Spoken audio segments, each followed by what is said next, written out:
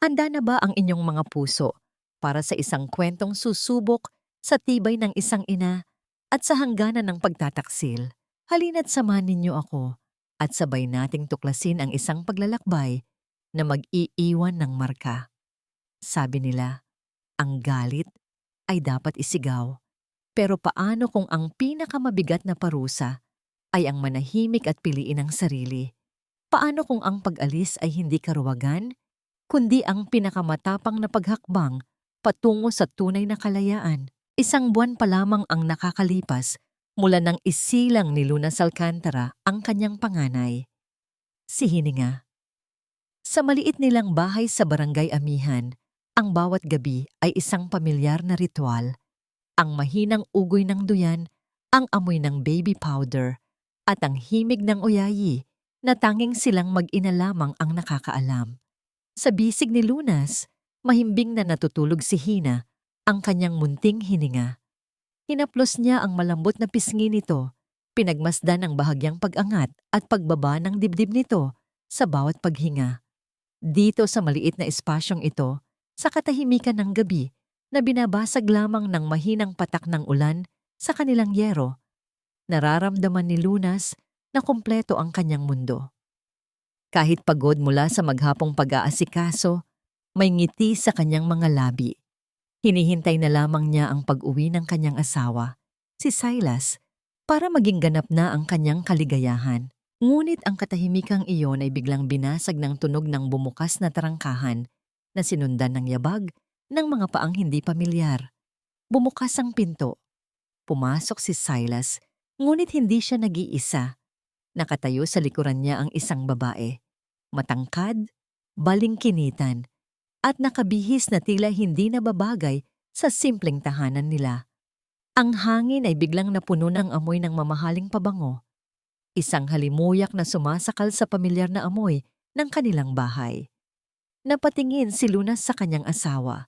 Nakita niya ang pagod sa mga mata nito, ngunit hindi iyon ang pagod ng isang taong galing sa trabaho. Iyon ay pagod na may kasamang pagkawalang pakialam. Umiwas ito ng tingin. Walang pagbati, walang paliwanag. Tanging mga salitang kasing lamig ng hangin na dala ng ulan sa labas. Maghihiwalay na tayo.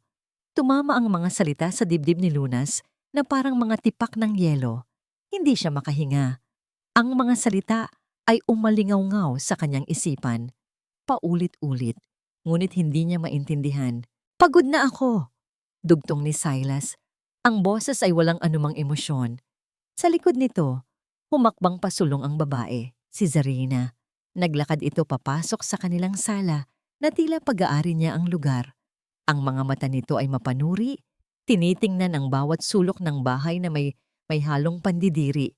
Bago tumuon kay Lunas, may isang nangiting nanunuya sa mga labi nito. Hindi sumigaw si Lunas. Hindi siya umiyak. Ang sakit ay hindi bumuhos na parang baha. Sa halip ito ay kumalat sa kanyang sistema na parang lason, mabagal, tahimik, ngunit nakamamatay. Naramdaman niya ang paghigpit ng kanyang mga braso sa yakap kay Hininga, na tila doon lamang siya humuhugot ng lakas para manatiling nakatayo. Ang natutulog niyang anak ang naging angkla niya sa kasalukuyan. Tumayo siya, dahan-dahan, na parang bawat galaw ay nangangailangan ng lahat ng kanyang lakas. Hindi niya tinignan si Zarina.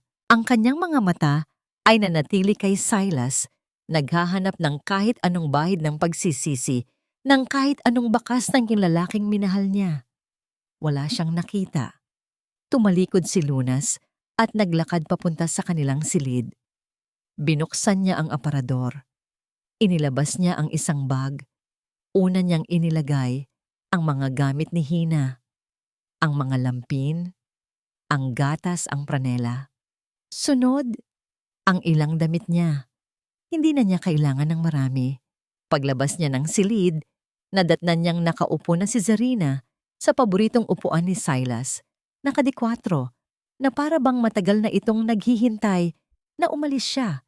Nilampasan sila ni Lunas. Sa may pintuan, huminto siya saglit, ngunit hindi lumingon. Anak ko ang uunahin ko. Iyon lamang ang kanyang sinabi. isang pangako sa kanyang sarili at isang hatol sa lalaking nag-iwan sa kanila. Pagkatapos ay humakbang siya palabas sa gabi. Sinalubong siya ng ambon na agad dumapos sa kanyang mukha at buhok. Sa kanyang bisig, naramdaman ni Hininga ang lamig at bahagyang gumalaw. Ngunit nanatiling mahimbing sa pagtulog. Nakatayo si Luna sa ilalim ng ilaw ng poste sa labas ng kanilang bahay, ang bahay na minsan niyang tinawag na tahanan.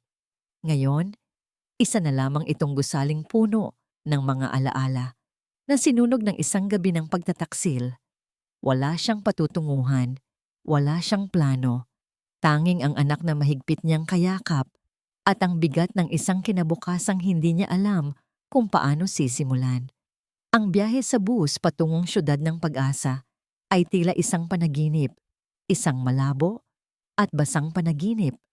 Sa bawat patak ng ulan na humahampas sa bintana, naroon ang imahe ng bahay na kanyang iniwan, ang mukha ni Silas na walang emosyon, at ang mapanuyang yang ngiti ni Zarina.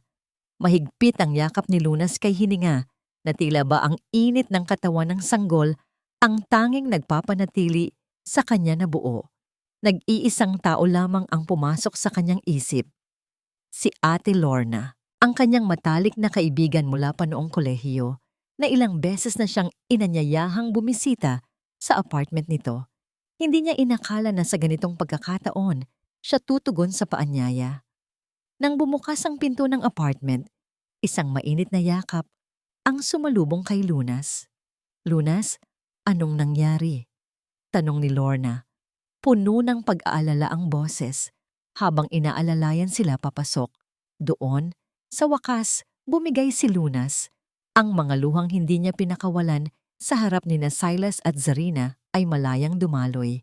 Habang kinakarga ni Lorna si Hina, ikinuwento ni Lunas ang lahat. Ang biglaang pagdating, ang malalamig na salita, ang babaeng umagaw sa kanyang tahanan. Walang hiya siya, mariing sabi ni Lorna. Ang mga matay nag-aapoy sa galit para sa kaibigan. Huwag kang mag-alala, Lunas. Dito muna kayo. Ang bahay ko ay bahay mo. Kahit nahihiya, walang sapat na salita para sa pasasalamat na naramdaman ni Lunas. Ang mga sumunod na araw ay isang paulit-ulit na siklo ng pag-asa at pag-aalala. Sa umaga, ang yak ni Hina ang kanyang alarm clock. Sa tanghali, ang pagpapatulog dito ang kanyang pahinga. At sa gabi, kapag mahimbing na ang lahat, doon magsisimula ang kanyang tunay na laban. Sa harap ng laptop na bigay ni Lorna, isa-isa niyang binuksan ang mga job-seeking websites. Nagpapadala siya ng resume sa bawat kumpanyang sa tingin niya ay pwede siya. Ang kanyang dating karanasan sa accounting ay tila naglaho na, natabunan ng mga taon na inilaan niya sa pagiging asawa at ina. Ang bawat rejection email na dumarating ay isang maliit na kirot sa kanyang dibdib. Isang gabi, habang nag-i-scroll sa kanyang social media feed para lang malibang ang sarili, isang larawan ang nagpatigil sa kanyang paghinga. Kumislap sa screen ang isang pamilyar na ngiti. Ang ngiti ni Silas, ngunit hindi si Lunas ang katabi nito. Nasa isang mamahaling restaurant sila ni Zarina, magkayakap, may isang baso ng wine sa harap nila. Pero ang pinakamasakit ay ang nasa ibabaw ng mesa, isang bagong-bagong designer handbag, kulay dugo. Ang caption ni Zarina, "Spoiled by the best man in the world. Thank you, my love." Napatitig si Lunas sa bag, alam niya ang halaga niyon. Ang perang ipinambili sa isang pirasong katad na yon ay sapat na para bumuhay sa kanilang mag-ina sa loob ng ilang buwan. Isang sampal, isang malakas na sampal sa kanyang kasalukuyang kalagayan, kung saan bawat sentimo ay kanyang binibilang. Mabilis niyang isinara ang laptop, tila napapaso. Ang sakit ay bumalik, mas matindi, mas sariwa. Kinabukasan, habang pinapakain niya si Hina, tumunog ang kanyang telepono, isang numero na hindi rehistrado. Nag-atubili siyang sagutin. "Hello?" Mahina niyang sagot.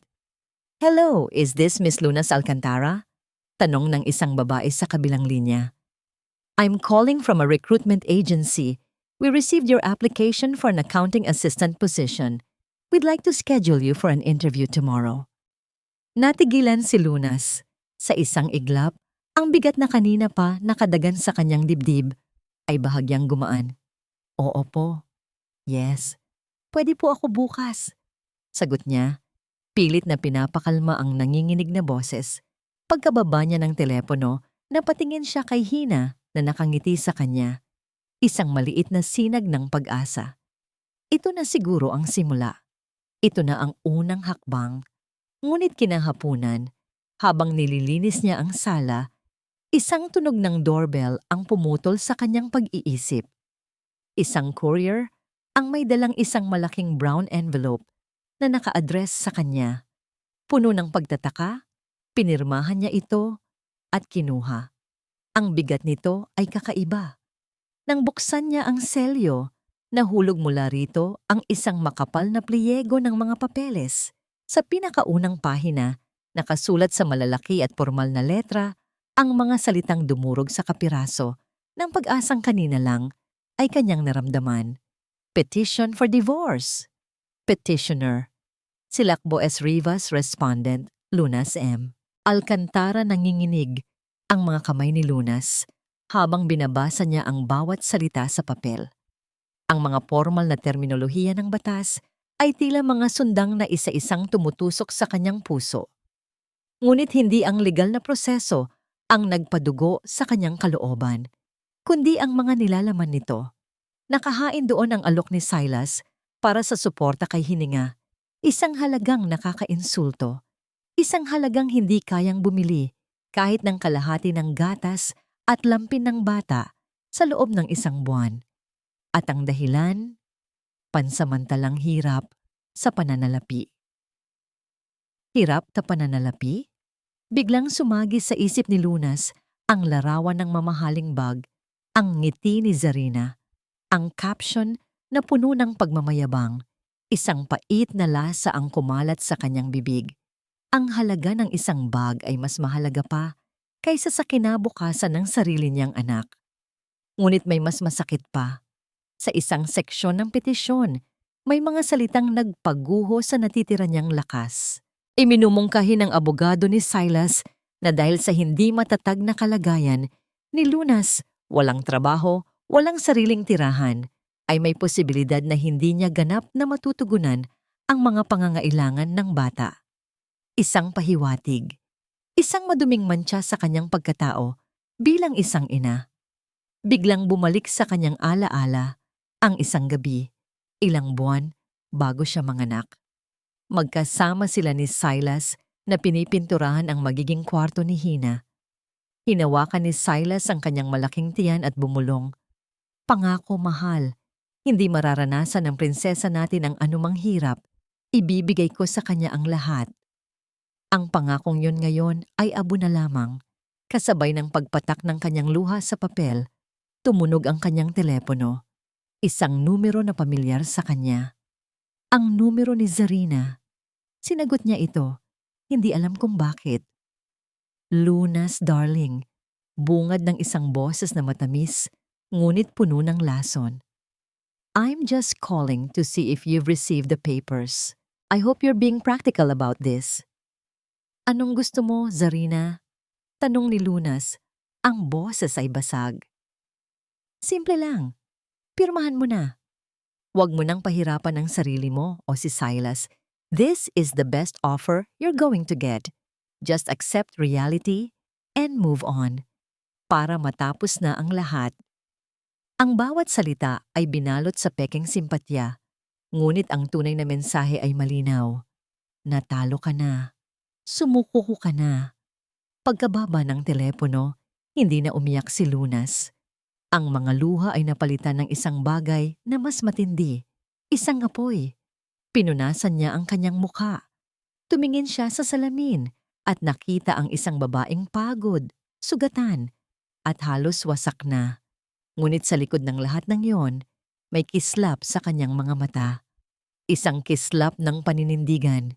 Hindi siya papayag na tapak-tapakan. Hindi niya hahayaang yurakan ang kanyang karapatan Bilang ina, hindi ito laban para sa pera. Ito ay laban para sa dignidad. Ito ay laban para kay hininga. Umupo siya pabalik sa harap ng laptop. Ang mga daliri niya, na kanina'y nanginginig, ay ngayon ay matatag na. Binuksan niya ang search engine at nag-type ng mga salitang hindi niya inakalang itatype niya kailanman. Libreng tulong legal para sa mga kababaihan. Abogado para sa mga single mothers Philippines. Maraming lumabas na resulta, ngunit isa ang nakaagaw ng kanyang pansin. Isang non-government organization na may pangalang Sentro para sa Karapatan ng Kababaihan. May numero ng telepono. Tinitigan niya ito ng matagal. Bawat hibla ng kanyang pagkatao ay sumisigaw ng takot at pag-aalinlangan. Ngunit nang marinig niya ang mahinang pag-ungol ni Hina mula sa kuna, nawala ang lahat ng yon. Dinampot niya ang telepono at buong tapang na pinindot ang mga numero. Sa bawat tunog ng ring, bumibilis ang tibok ng kanyang puso. At pagkatapos, isang boses ang sumagot. Isang boses na kalmado at profesional. Magandang hapon po. Women's Rights Center. Ano po ang maipaglilingkod namin sa inyo? Huminga ng malalim si Lunas. Hinugot ang lahat ng natitirang lakas. Kailangan ko po ng tulong. Nagsimula ang bagong buhay ni Lunas sa isang ritmo na tila walang katapusan. Sa umaga, isa siyang masipag na accounting assistant sa isang maliit na kumpanya. Tahimik siyang nagtatrabaho sa kanyang cubicle. Ang bawat numero na kanyang tinatype sa spreadsheet ay isang hakbang palayo sa babaeng minsan ay umasa lamang sa iba. Ang sahod ay hindi kalakihan, ngunit ito ay kanya. Pawis niya. Pundasyon ng kanilang bagong simula. Ngunit pagsapit ng gabi, pagkatapos niyang patulugin si Hina sa isang halik sa noo, nag-iiba ang kanyang anyo. Sa maliit na mesa sa sulok ng apartment ni Lorna, sa ilalim ng liwanag ng isang desk lamp, si Lunas Alcantara ay nagiging isang sundalo na naghahanda para sa digmaan. Ang kanyang mga sandata ay hindi mga baril o patalim. Ang mga ito ay mga papel, mga resibo, at mga screenshot. Binuksan niya ang kanyang laptop at nag-click sa isang folder na may password. Ang pangalan ng folder, para kay Hina. Sa loob nito, maingat na nakaayos ang lahat. Nandoon ang mga lumang text message ni Silas noong sila'y masaya pa. Mga pangako ng magandang kinabukasan. Mga salitang na ngayon ay wala ng halaga. Sa tabi nito, ang mga mensahe niya matapos ang hiwalayan, mga tugon na maikli, malamig, at laging may dahilan kung bakit hindi siya makapagpadala ng sapat na pera. Nandoon ang mga resibo ng paggamutan, ang bayad sa bakuna ni Hina, ang gamot para sa lagnat nito, ang gatas na espesyal para sa mga sanggol. Bawat isa ay isang patunay ng kanyang pag-iisa sa responsibilidad. Minarkahan niya ng pulang highlighter ang mga petsa kung kailan siya nagmakaawa para sa tulong pinansyal kay Silas, ngunit tanging katahimikan ang natanggap. At ang pinakamahalaga sa lahat, nandoon ang folder na pinangalanan niyang Ang Buhay na Pinili Niya. Ito ay puno ng mga screenshot mula sa social media. Ang litrato ni Zarina na suot ang mga alahas na libo-libo ang halaga. Ang kanilang weekend getaway sa isang private resort sa Batangas. Ang mga mamahaling hapunan na halos gabi-gabi nilang pinupit.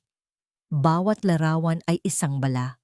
Bawat post ay isang piraso ng katotohanan na sumisira sa kasinungalingan ng pansamantalang hirap sa pananalapi. May mga gabing ang pagod ay halos magpatumba sa kanya. Ang mga mata niya'y nanlalabo sa antok, ang likod ay nananakit sa maghapong pag-upo at magdamag na pag-aaral. Sa mga sandaling iyon, titingnan niya ang natutulog na si Hina, ang payapang mukha nito, ang inosenteng paghinga, at ang apoy sa kanyang dibdib ay muling mag-aalab. Para sa'yo anak, para sa'yo lahat ng ito. Isang hapon, nakipagkita siya sa kanyang abogado mula sa Women's Rights Center, si Attorney Diaz. Inilatag ni Lunas ang lahat ng kanyang nakalap. Habang tinitingnan ni Attorney Diaz ang mga dokumento, isang bahagyang nangiti ang gumuhit sa mga labi nito. Mrs. Alcantara, sabi ng abogada, kahanga-hanga ang ginawa mo. Karamihan sa mga nasa sitwasyon mo ay dinadala lamang ng emosyon. Pero ikaw, ginamit mo ang sakit para maging matalino. Ang mga maliliit na detalyeng ito, ang mga resibong ito, ang mga petsang ito ang magpapanalo sa ating laban. Sa unang pagkakataon sa loob ng maraming linggo, nakaramdam si Lunas ng tunay na pag-asa. May kakampi siya at mayroon siyang mga bala. Ngunit ang kalaban ay hindi natutulog. Isang Biyernes, habang pauwi mula sa trabaho, nakatanggap siya ng isang email. Galing ito sa isa pang kumpanya na kanyang inaplayan. Isang posisyon na mas mataas, mas malaki ang sahod. Isang trabahong pinangarap niya. Dear Miss Alcantara, we regret to inform you that we have decided to move forward with other candidates. Naramdaman niya ang pamilyar na kirot ng pagkabigo. Ngunit tinanggap niya ito. Marahil ay hindi pa ito ang tamang panahon. Kinagabihan, tumawag si Lorna na kararating lang galing sa trabaho. May kakaiba sa tono nito. Lunas, may ikukwento sa akin yung kaibigan ko na nagtatrabaho sa HR ng kumpanyang inaplayan mo. Simula ni Lorna, nag-aalangan. Oh, bakit daw? May tumawag daw kasi sa kanila. Isang babae, nagtanong-tanong tungkol sa'yo. At pagkatapos, nagsabi na mayroon ka daw complicated family situation at baka maging unreliable employee ka raw dahil may baby ka. Natigilan si Lunas. Ang hawak niyang telepono ay biglang bumigat. Ang hangin sa kanyang baga ay tila naubos. Isang babae, isang boses na puno ng lason. Hindi na niya kailangang hulaan kung sino. Alam niya. Naramdaman niya ang malamig na kamay ng galit na gumapang sa kanyang likuran. Ang digmaan ay hindi na lamang sa korte. Ginawa na itong personal ni Zarina. Araw ng Sabado. Araw na dapat sanay para sa pamilya. Para kay Lunas, ito ang araw para mamili ng mga pangangailangan ni Hina. Habang tinutulak niya ang kanyang shopping cart sa pasilyo ng isang supermarket, inisa-isa niya ang listahan sa kanyang isip.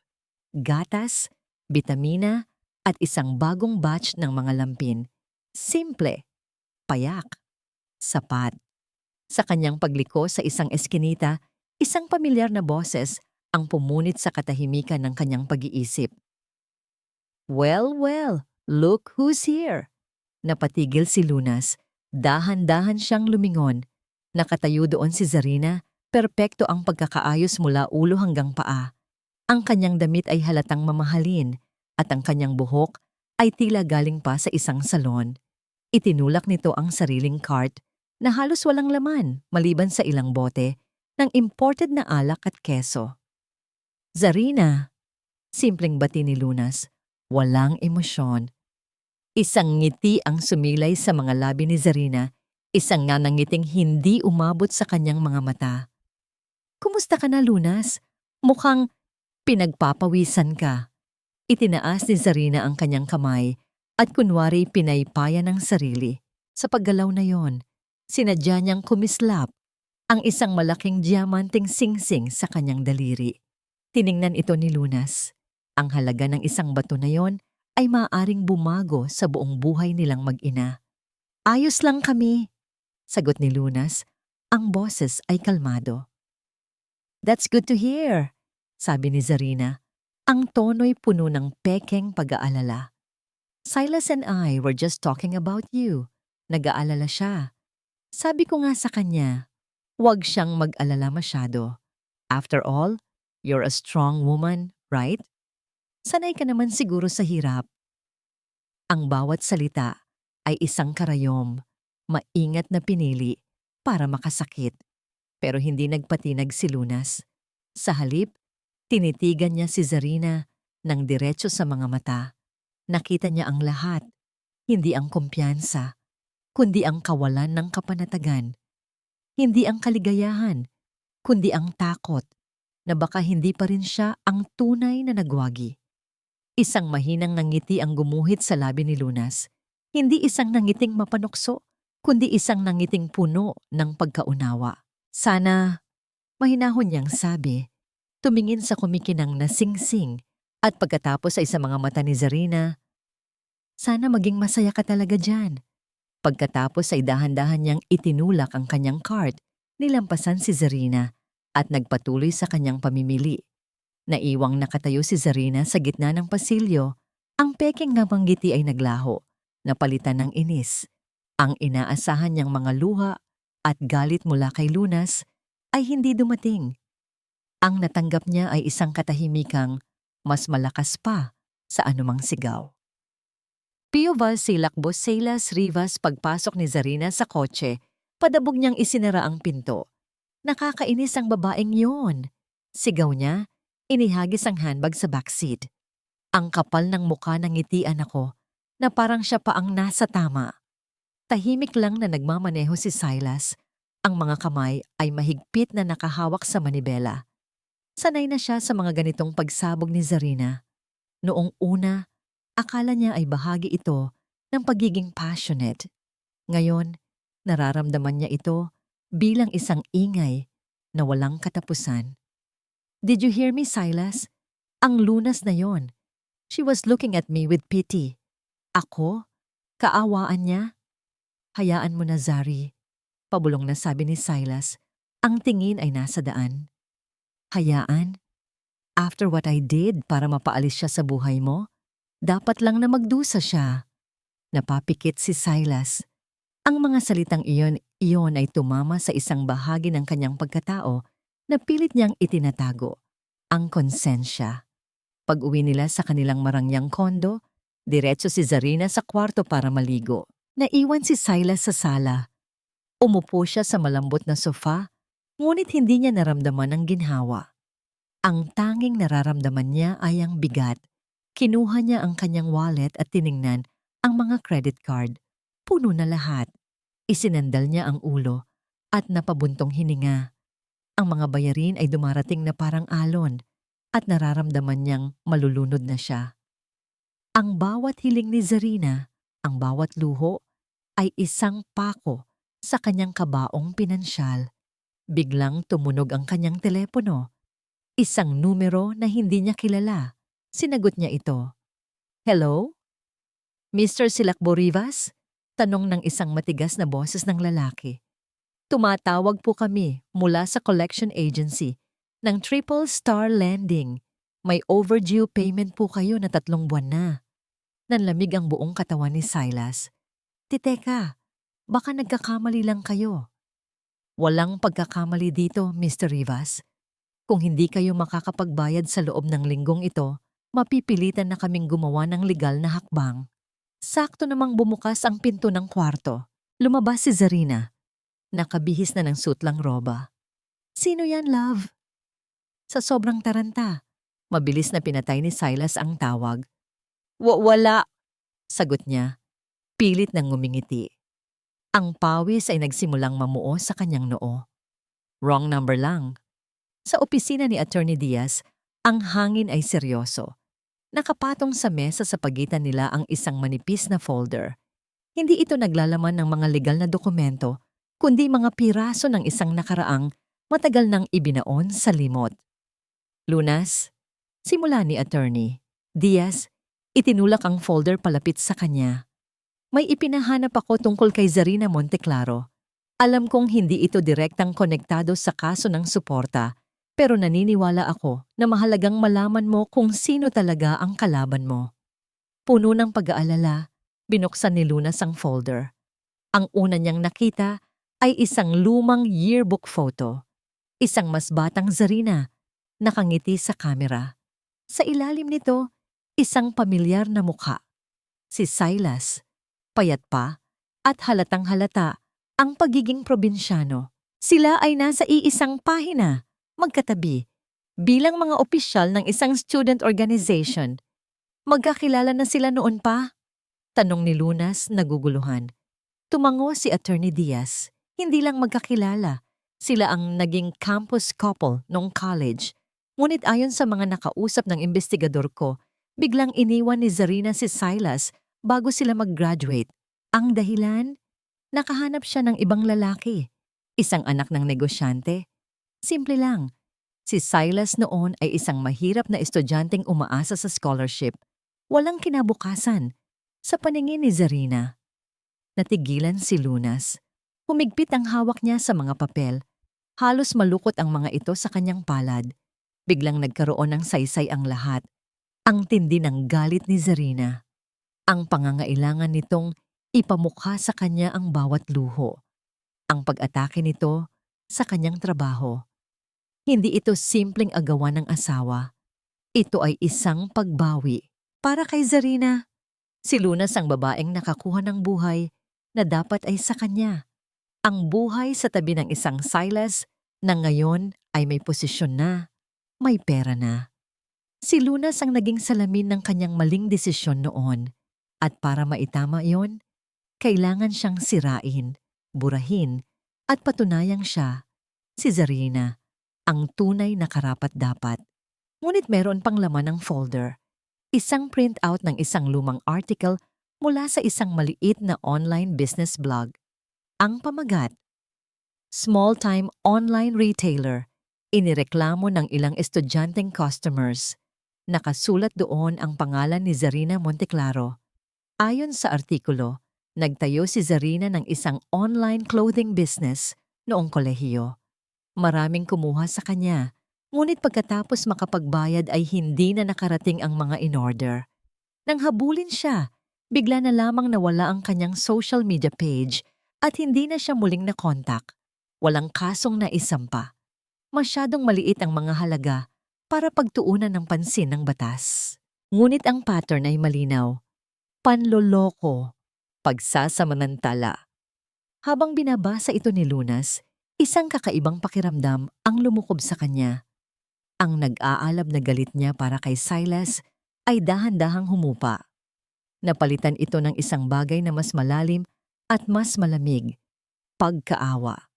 Si Silas ay hindi isang halimaw, isa siyang duwag, isang hangal. Tumakbo siya palayo sa responsibilidad ng pagiging ama at pumasok sa bitag ng isang babaeng bihasa sa pagmamanipula. Ipinagpalit niya ang tunay na pamilya para sa isang ilusyon ng karangyaan, isang ilusyong itinayo sa mga kasinungalingan at utang.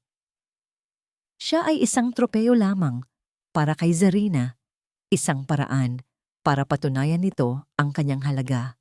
Pag-uwi ni Lunas sa apartment, pagkatapos niyang alagaan si Hina, bumalik siya sa harap ng laptop. Ngunit hindi na ang mga papeles ng kaso ang kanyang tiningnan. Dahil sa bagong impormasyon, sinubukan niyang hanapin ang pangalan ng lumang online shop ni Zarina. Matapos ang ilang oras ng paghuhukay sa mga lumang forum at blog, nakita niya ito.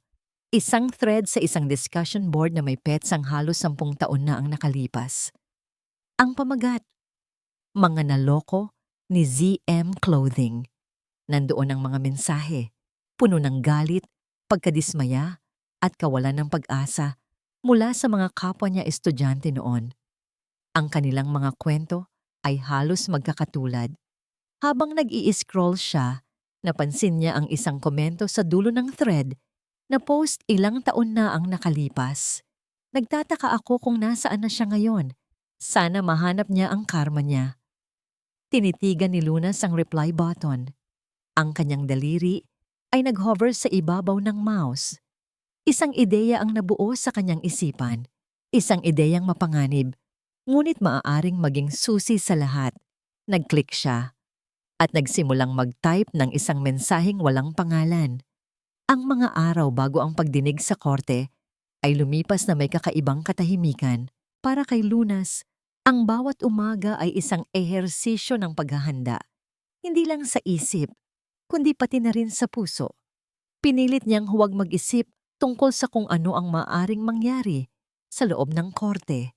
Sa halip, ibinuhos niya ang kanyang atensyon sa mga bagay na kaya niyang kontrolin. Ang kanyang trabaho, ang kanyang anak, ang kanyang sarili. Sa opisina, mas naging porsigido siya. Bawat gawain ay tinatapos niya ng maaga at may kasamang dedikasyon. Ang kanyang mga katrabaho ay napapansin ang kanyang kasipagan, hindi alam ang bigat ng laban na kanyang kinakaharap. Ang trabaho ay naging kanyang santuwaryo, isang lugar kung saan siya ay si Lunas Alcantara, ang accounting assistant, at hindi si Lunas Alcantara, ang iniwang asawa. Sa hapon, pagka-uwi, lahat ng oras niya ay para kay Hina. Dinala niya ito sa parke sa unang pagkakataon. Umupo sila sa ilalim ng isang malaking puno ng akasya. Pinanood ang mga batang naghahabulan.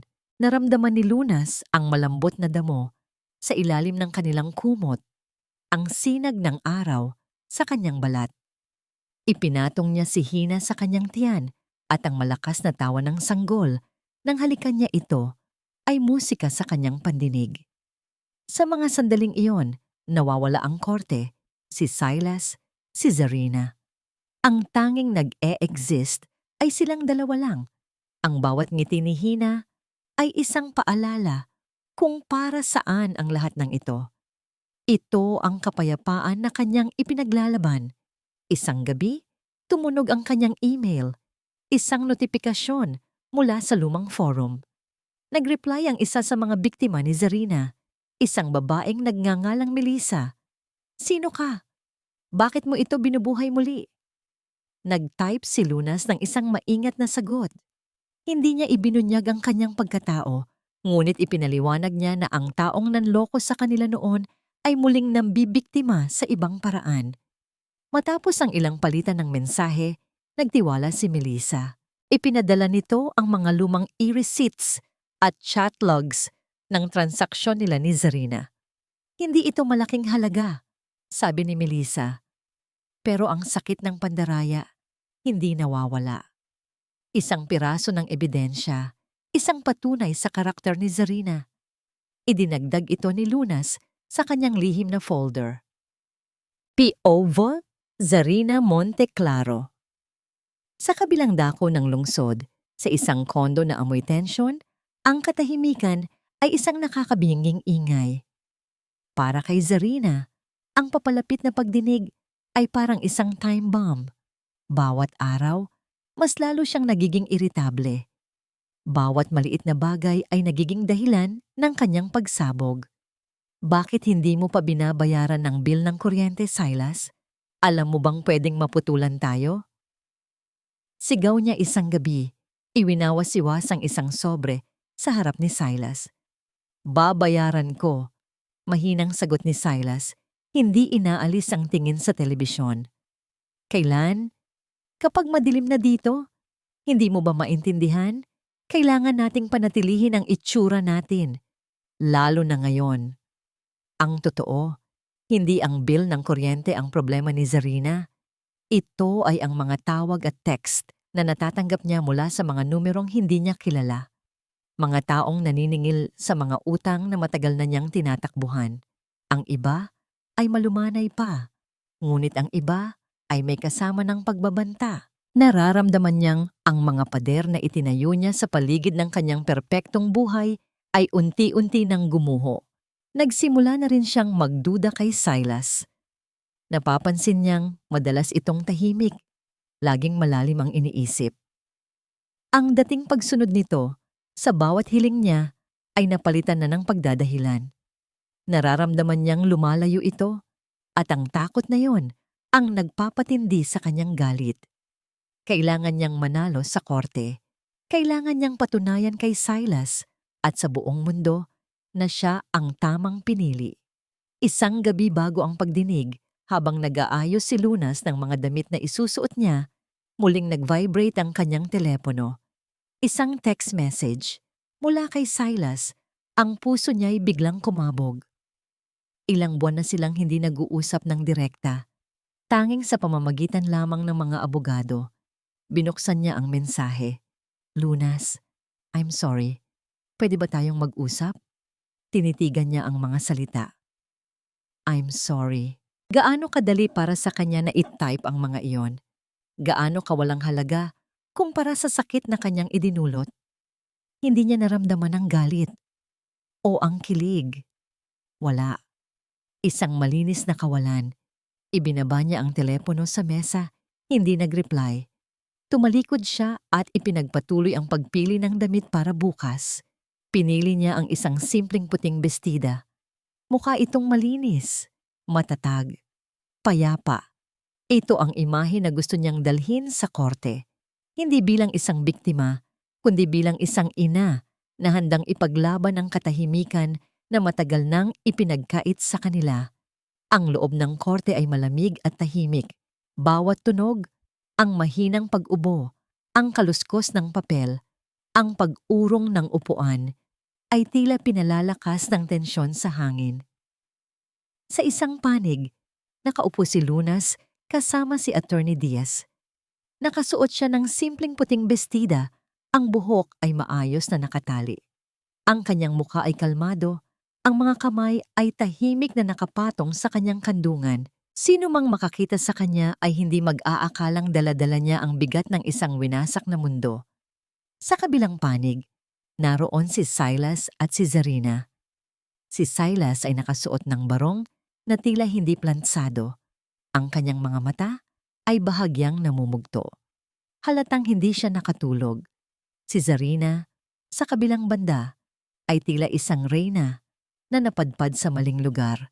Nakasuot ito ng isang mamahaling itim na terno, kumpleto sa alahas at makeup. Ang kanyang postura ay matigas. Ang baba ay nakaangat. Ngunit ang mabilis na paggalaw ng kanyang mga mata ay nagpapakita ng kaba na pilit niyang itinatago. Nagsimula ang pagdinig.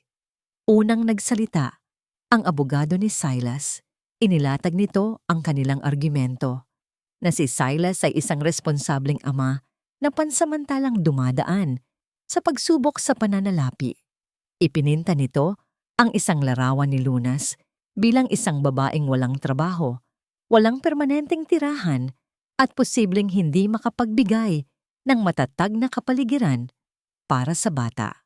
Bawat salita ay isang patutsada, isang pagyurak sa pagkatao ni Lunas. Hindi nagbago ang ekspresyon ni Lunas na natili siyang nakikinig. Ang mga mata ay nakatuon sa huwes.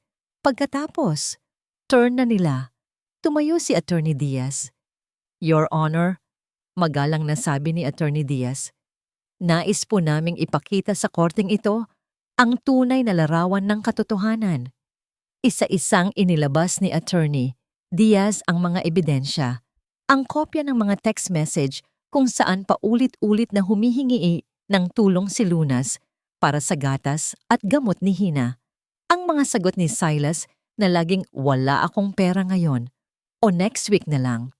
Next week, Your Honor, diin ni Attorney Diaz na madalas ay hindi na dumarating. Sunod na inilabas ang mga resibo, ang bawat bakuna, bawat check-up, bawat lata ng gatas. Lahat ay nakapangalan kay Lunas o sa kaibigan niyang si Lorna. Walang kahit isang resibo na nagpapatunay na nag-ambag si Silas. Nakayuko na si Silas. Hindi niya magawang tumingin sa huwes o kay Lunas. At pagkatapos, dumating ang sandaling magpapabago sa lahat. Ang twist.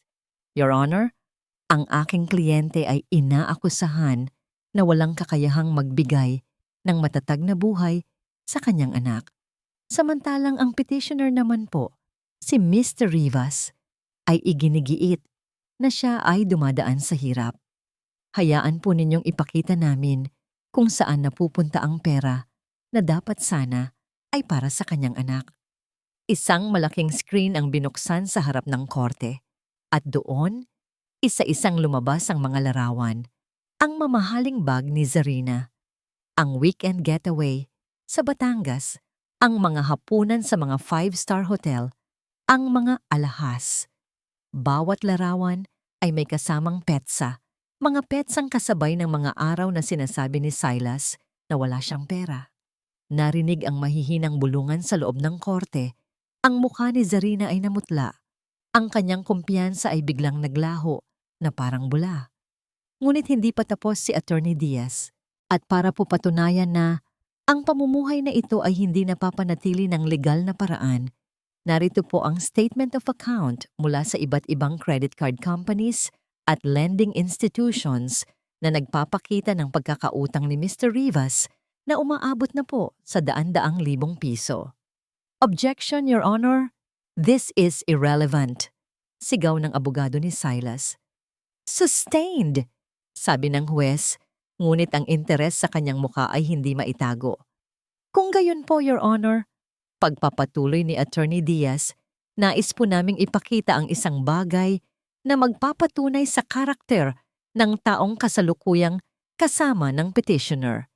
Inilabas niya ang mga printout ng lumang forum, ang mga testimonya ng mga estudyanteng naloko ni Zarina, ang e-receipts mula kay Melissa. Sa puntong yun, si Zarina ay tila isang estatwang binuhusan ng nagyayelong tubig. Napatingin siya kay Silas, ang mga matay nanlilisik na para bang sinisisi ito sa lahat. Nang matapos ang lahat ng ebidensya, tinawag ng huwes si Lunas. Mrs. Alcantara, mayroon ka bang nais sabihin? Dahan-dahang tumayo si Lunas. Ang buong silid ay nakatingin sa kanya. Ang kanyang boses, nang siya'y magsalita, ay mahina ngunit matatag, puno ng dignidad. Your Honor, hindi po ako humihingi ng kahit ano para sa sarili ko. Hindi po ako nandito para makipaghiwalay ng yaman o para maghiganti. Nandito po ako para sa anak ko. Ang hinihiling ko lang po ay ang karapatan niyang magkaroon ng isang kinabukasan na disente at payapa. At ang karapatan ko bilang kanyang ina na maibigay yon sa kanya ng walang takot at paninira. Walang galit, walang pagsumbat, tanging purong pagmamahal ng isang ina. Ang katahimikan sa loob ng korte ay halos nakakabingi. Maging ang abogado ni Silas ay walang masabi. Tumingin ang huwes kay Silas, pagkatapos kay Zarina, at pabalik kay Lunas. Ang kanyang ekspresyon ay seryoso. Kinuha niya ang kanyang mazo, itinaas niya ito, at isang malakas na tunog ang bumasag sa katahimikan, isang tunog na magiging hudyat ng katapusan at ng isang bagong simula. Ang tunog ng mazo ng huwes ay umalingaw-ngaw sa tainga ni Silas na parang isang putok ng baril. Tila ang lahat ay nag-slow motion.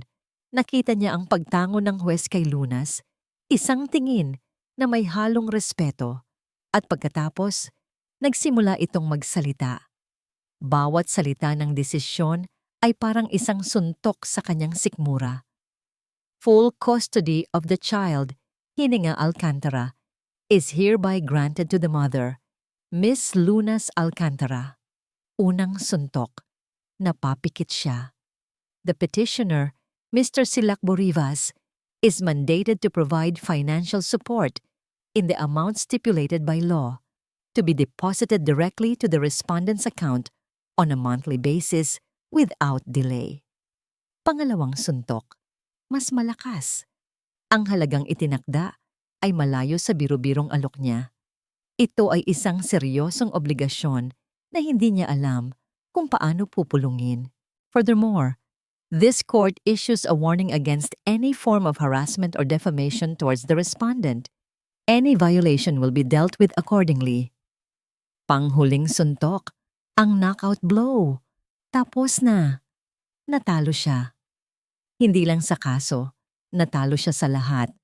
Nang ideklarang tapos na ang pagdinig, hindi siya makagalaw. Nakita niyang dahan-dahang tumayo si Lunas. Nakipagkamay ito sa kanyang abogada. May isang maliit na ngiti sa mga labi nito. Hindi ngiti ng tagumpay, kundi ngiti ng kapayapaan. Nagtama ang kanilang mga mata sa isang iglap. Ngunit sa mga mata ni Lunas, wala siyang nakitang galit o panunumbat. Ang nakita niya ay isang bagay na mas masakit, kawalan.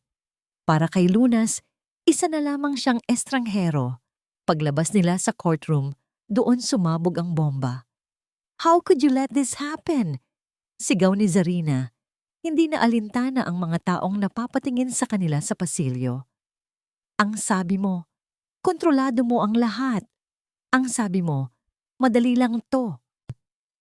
Zari, hindi ko alam na may ganoon siyang ebidensya.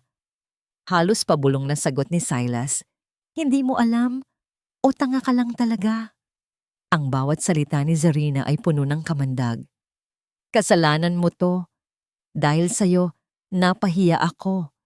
Ang pangalan ko, nadawit sa mga kung ano-anong issue. You are a failure, Silas. Isang malaking pagkakamali. Sa huling mga salitang iyon, tinalikuran siya ni Zarina. Naglakad ito palayo ng mabilis. Ang tunog ng takong ng kanyang sapatos ay umalingaw-ngaw sa tahimik na pasilyo. Bawat yabag ay tila isang pagtalikod, hindi lang sa kanya, kundi sa lahat ng kanilang pinagsamahan. Hindi na ito lumingon pa. Naiwan si Silas na nakatayong mag-isa. Parang isang basurahan na iniwan sa gilid ng daan. Ang mga sumunod na araw ay isang bangungot. Pagbalik niya sa kondo, wala na ang mga gamit ni Zarina, ang mga mamahaling damit, ang mga alahas, ang mga palamuti. Lahat ay nawala. Ang tanging naiwan ay ang katahimikan at ang amoy ng pabango nito na unti-unti nang naglalaho. Kinabukasan, sa opisina, ipinatawag siya ng kanyang boss. Silas, sabi nito, hindi makatingin ng diretso sa kanya. Nakarating sa amin ang tungkol sa nangyari sa korte. Ang kumpanya ay may reputasyong inaalagaan. Ang mga issue ng financial irresponsibility. It doesn't look good for us. Alam na ni Silas kung saan ito patungo. I'm sorry, Silas. We have to let you go. Paglabas niya ng gusali, dala-dala ang isang kahon ng kanyang mga gamit. Naramdaman niya ang init ng araw sa kanyang balat. Ngunit sa loob niya, nagyayelo ang lahat. Walang trabaho, lubog sa utang. Iniwan ng babaeng pinagpalit niya sa kanyang pamilya. At ngayon, may isang legal na obligasyon na kailangan niyang harapin buwan-buwan. Gabi. Umuwi si Silas sa isang madilim at tahimik na kondo. Umupo siya sa sahig, sa gitna ng sala, dahil maging ang sofa ay tila masyadong malaki at malamig para sa kanya. Ang kastilyong buhangin na itinayo niya kasama si Zarina, ang kastilyo ng kayamanan, ng kasikatan, ng pag-ibig na walang responsibilidad, ay gumuho sa isang iglap. At ngayon, siya ay nasa ilalim ng mga guho nito. Kinuha niya ang kanyang telepono. Binuksan niya ang gallery. Ang tanging larawang natira doon na may koneksyon sa dati niyang buhay ay isang litrato ni Hininga. Kuha noong ito'y ilang araw pa lamang. Ang munting mukha, ang mga maliliit na kamay, ang anak na kanyang tinalikuran. Habang tinititigan niya ang larawan, isang mainit na likido ang pumatak dito. Luha. Pagkatapos ay isa pa, at isa pa. Sa gitna ng katahimikan ng kanyang magarbong bilangguan, sa unang pagkakataon, umiyak si Silas Rivas, isang iyak ng isang taong huli na ang lahat. Ang apartment ni Lorna ay puno ng mga kahon. Ang bawat isa ay may marka. Mga gamit sa kusina, damit ni Hina, libro. Ang hangin ay puno ng alikabok at ng matamis na amoy ng pag-asa. Sa loob ng ilang araw, lilisanin na nila ang syudad ng pag-asa at lilipat sa isang lugar na mas payapa, mas malapit sa dagat. Isang bagong trabaho, isang bagong simula, isang bagong buhay sa Isla Calinaw. Habang maingat niyang ibinabalot ang isang picture frame, isang litrato nila ni Hina sa parke, may kumatok sa pinto. Inaasahan niyang si Lorna iyon na may dalang merienda. Ngunit nang buksan niya ang pinto, ang ngiti sa kanyang mga labi ay unti-unting naglaho. Nakatayo doon si Silas, malayo sa lalaking mayabang na nakita niya sa korte. Ang buhok nito ay magulo, ang damit ay lukot. May maitim na bilog sa ilalim ng kanyang mga mata, at ang dating kumpiyansa sa kanyang tindig ay napalitan ng isang pagkakayukyok. Mukha siyang isang gusaling pinabayaan pagkatapos ng isang malakas na bagyo. Silas, sabi ni Lunas. Ang boses ay kalmado, ngunit may bahid ang pagkagulat. Lunas, pwede ba kitang makausap? Kahit sandali lang. Pakiusap ni Silas. Ang boses ay halos hindi marinig. Nag-atubili si Lunas, ngunit tumango rin. Pinapasok niya ito sa sala na puno ng mga kahon. Walang maupuan. Tila isang simbolismo ng kanilang sitwasyon. Wala nang lugar para sa kanya sa buhay ni Lunas. Nanatili silang nakatayo. May ilang talampakan ng pagitan, ngunit parang isang karagatan ang layo. Nawalan ako ng trabaho, simula ni Silas, nakatingin sa sahig. Iniwan na rin ako ni Zarina. Hindi sumagot si Lunas. Hindi niya alam kung ano ang dapat sabihin. Wala na siyang pakialam sa mga detalye ng pagbagsak nito. Lahat ng sinabi mo, lahat ng ipinakita ninyo sa korte, totoo lahat. Pagpapatuloy niya ang boses ay nanginginig na. Naging gago ako, Lunas. Naging makasarili. Nabulag ako sa lahat. Sa pera, sa atensyon. Akala ko iyon ang kaligayahan. Tumingala siya at sa wakas ay tiningnan si Lunas ng diretso sa mga mata. Nakita ni Lunas ang sakit at pagsisisi doon. Isang pagsisising tunay, ngunit huli na. Lunas, alam kong wala akong karapatan. Alam kong sinaktan kita ng sobra-sobra. Pero, pwede pa ba? Pwede pa bang ayusin? Ang tanong ay binitawan sa hangin, puno ng desperasyon. Pwede pa ba? Tinitigan siya ni Lunas. Walang galit sa kanyang dibdib, wala na ring sakit. Ang naroon na lang ay isang malawak na kapatagan ng katahimikan. Ang sugat na iniwan ni Silas ay malalim, ngunit sa paglipas ng panahon, natutunan niyang gamutin ito ng mag-isa. Natuto siyang punan ng bawat puwang ng pagmamahal para sa kanyang anak at para sa kanyang sarili. Huminga siya ng malalim. Silas, mahinahon niyang sabi, pinapatawad na kita. Nakita niya ang bahagyang pag-asa sa mga mata ni Silas, ngunit agad din niyang idinugtong. Pinapatawad kita, hindi para sa'yo, kundi para sa akin, para makalaya na ako sa galit. Pero ang pagpapatawad ay hindi nangangahulugan ng paglimot, at lalong hindi ito nangangahulugan ng pagbabalik. Umiling siya ng marahan. May buhay na akong pinili, Silas. Isang buhay na binuo ko para sa amin ni Hina. Isang buhay na tahimik at totoo. At sa buhay na yon, wala ka ng lugar. Ang bawat salita ay malinaw. Walang pag-aalinlangan. Hindi ito sinabi ng may galit, kundi ng may kapayapaan. Nalaglag ang mga balikat ni Silas. Ang kapiraso ng pag-asang kanina'y sumilay ay tuluyan ng namatay. Tumango siya, tila nauunawaan ng isang katotohanang matagal na niyang tinatakasan. Saan?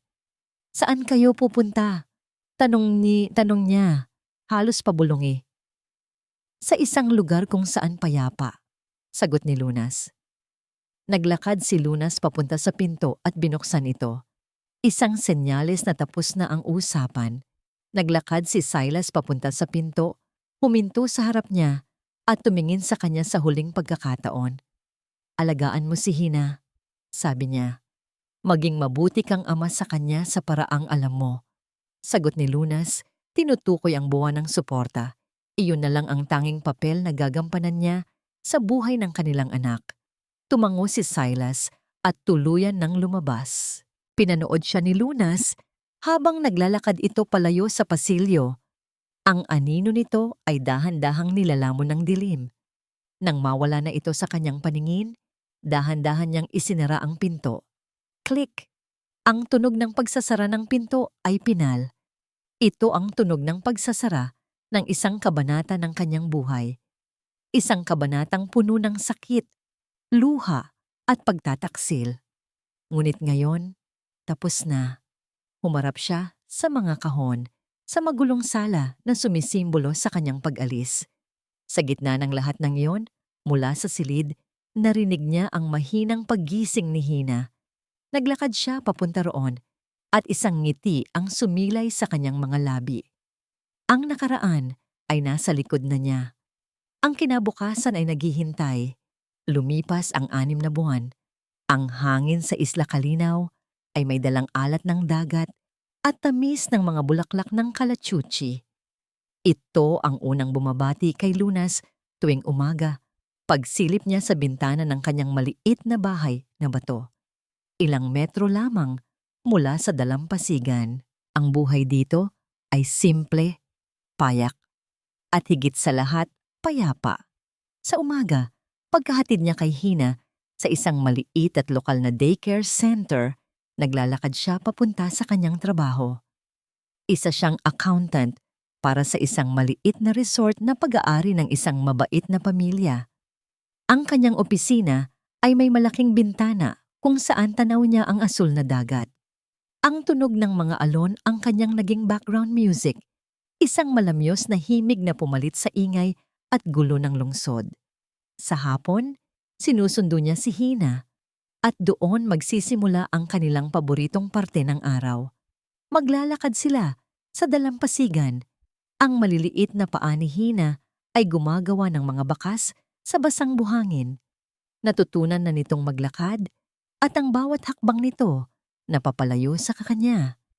Kahit ilang pulgada lang ay isang patunay ng paglago at katatagan. Pinapanood niya itong habulin ang mga maliliit na alon. Ang tawa nito ay sumasabay sa hangin.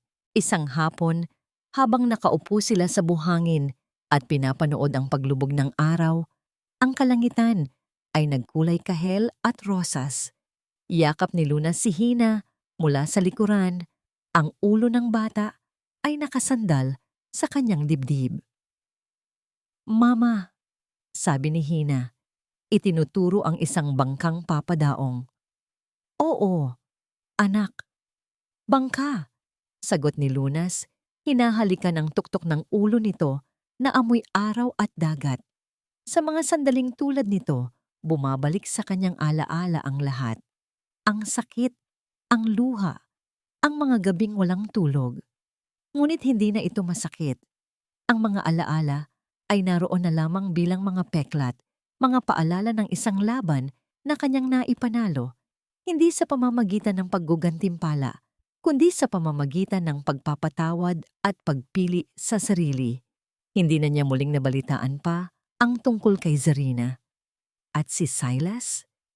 Tumutupad ito sa buwan ng suporta. Ang pera ay dumarating sa kanyang bank account. Bawat buwan, walang palya, walang salita.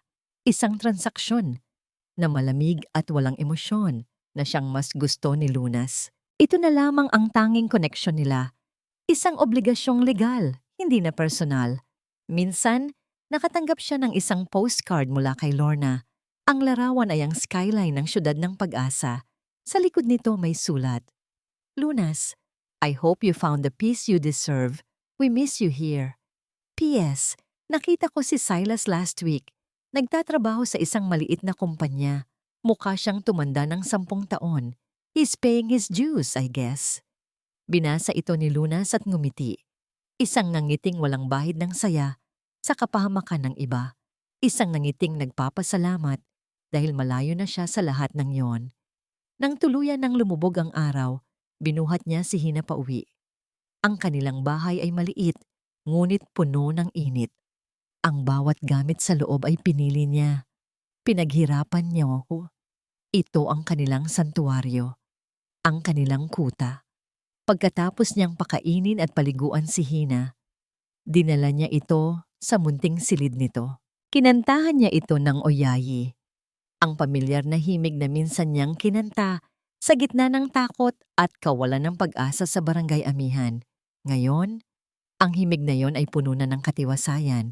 Nang makatulog na ang kanyang anak, lumabas si Luna sa maliit na beranda. Umupo siya sa isang silyang yantok, dala ang isang tasa ng mainit na tsaa. Tumingala siya sa kalangitan na puno ng mga bituin, mas maliwanag at mas marami kaysa sa nakikita niya sa lungsod. Doon, sa ilalim ng kalawakan, naramdaman ni Lunas ang isang lubos na kagalakan, ang katahimikan. Hindi na ito ang katahimikan ng pag-iisa at pighati. Ito ang katahimikan na kanyang pinili. Ito ang katahimikan na kanyang ipinaglaban.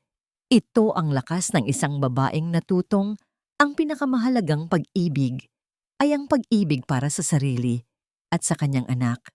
Dahil dito, sa Isla Kalinaw, sa wakas, si Lunas Alcantara ay tunay ng malaya. Ayan na po ang pagtatapos ng ating kwento. Naway nabigyan namin ng hustisya ang paglalakbay ni Lunas at ang kanyang pakikipaglaban para sa kapayapaan.